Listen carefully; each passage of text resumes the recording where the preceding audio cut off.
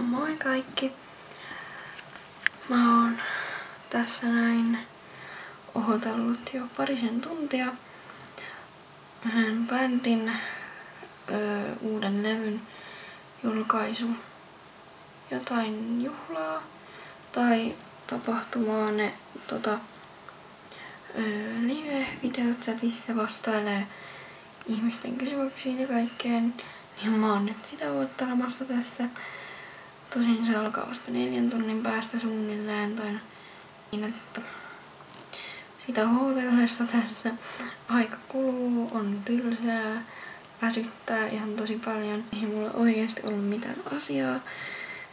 Ja tulen vaan tekemään tämmösen videopostausjutun, kun en oo kirjoitellut mitään sinne blogiin ja kaikkea sitten mun vlogikanavalle.